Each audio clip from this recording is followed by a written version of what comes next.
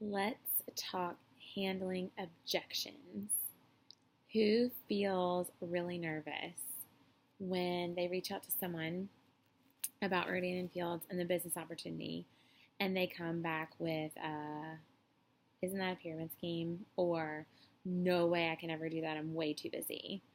Raise your hand if you feel awkward, if you tense up, and if you get nervous because you just don't know what to say. One thing we all need to come to terms with is the fact that objections are normal and objections are actually an opportunity for us. And I love the way that Romy approaches the topic of objections in her book, Get Over Your Damn Self. This is actually chapter 7 of her book. And what she frames it with is the mindset of we're actually not only overcoming objections, we're actually educating people. We're educating people on this industry and our company and what it really is and what it's really about. And if you have the right perspective on objections, you'll actually learn to see them as opportunities to educate people and to simply get them the information, really truly try to understand what they're saying by what their objection is, and educate them and talk through them and have a conversation with them about what exactly they mean by their objections. So her biggest piece of advice when you encounter common objections or any objection is to frame it back with a question. The purpose of that is to find out more about what they really mean. And I can tell you from personal experience, both in my own personal conversations on the phone and in person with prospects, and also on lots of three-way calls, is that asking people questions really is the greatest tool in our toolbox for overcoming objections. I always say to myself and to other people when I'm coaching them that we all have to become masters at handling objections, because this is just really what happens.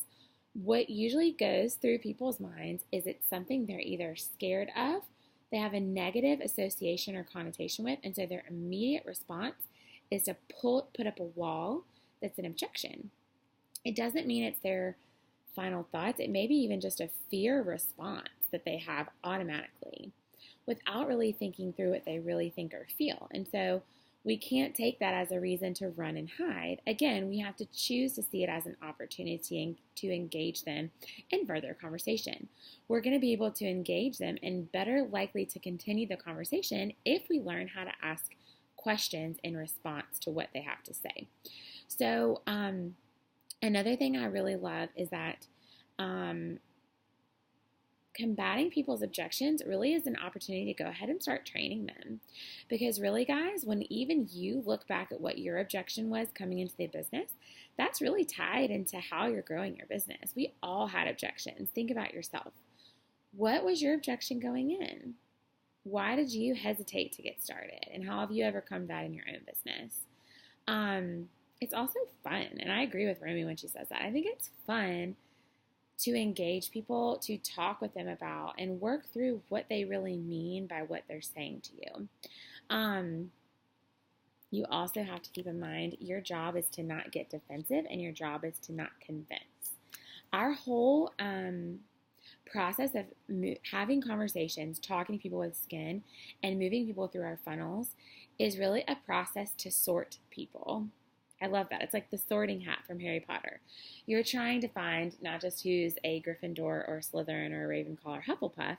You're trying to find who is going to be best as a consultant, who's going to be best as a preferred customer, who's going to be best as a connector or a referral source for you and your business. And so if you focus on, again, the professional non-attachment, you're a professional, you're a CEO, you're simply going to share the information with confidence. You're going to refute their objection with facts. You're going to find out more about what they mean. And you're going to educate people on our business model and the numbers and the facts behind why this business model works so well. So I just want to quickly go through, I love this quote too from the book. People often don't really understand what they're objecting to, or they have incorrect assumptions about what we do. So she uses the approach of this guy, Richard Blissbrook, an industry professional, to respond with a question. A clarifying question is so helpful because people often don't understand what they're objecting to. So that also one of the biggest strategies, and we'll talk a little bit more about this individually and as a group, but the whole feel, felt, found strategy. And I've talked with you a lot about this. Responding to someone by saying, I totally understand how you feel because I felt the same way when I heard the prices. But what I found to be true once I got started is blank. And you speak from your own experience to kind of shift the conversation. You will, when you start using this and learning this tactic, you'll become more authentic and confident over time in using it. So what are these objections and how can we counteract them? I don't have enough time to do this. What would the clarifying question be? So again, this is another strategy besides feel, felt, found that you can use. A clarifying question there would be, how much time do you think you need to build your own business? Great, right? You're asking another question to open up a conversation. We'll go into more specifics on our individual and group coaching. I'm just going to go over some general things here. Another big objection we hear, I don't have the money to do this. The clarifying question would be, if money wasn't an issue, would you want to jump in and build a business that could help you blank? And repeat their why or their pain point back to them that you've already found out through your conversations with that prospect. Next, this is one I've been getting a lot lately. I don't want to bother my friends. Sometimes I say, well, do you think I'm bothering people? I actually had a girl tonight saying, I don't want to be pushy. And I said, well, do you think I'm pushy? The one in the book says, why do you think you'd be bothering your friends? Again, you're just asking questions.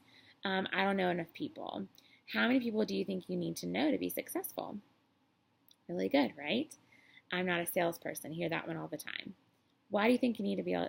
Why do you think you need to have a sales background? The timing just isn't right for me. Clarifying question there. What would make it a right time? I'm literally reading these straight from the book. A big one, is this a pyramid scheme? What do you mean by pyramid? Clarify that, right? It's funny too, Remy says, whatever you're the most unsure of is probably what you'll get asked the most, which I think is so true. So you always want to make sure that you've got sufficient training and that you know sufficient answers to these objections, because if you start leading with a business and having business conversations, these are likely, you're going to hear these a lot. So this is a very simple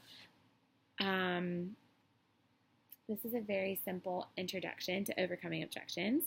It's something that I'm constantly learning. I think all of us are perfecting our art and our craft at having really good conversations with prospects about their objections. So I'm excited to talk about this more.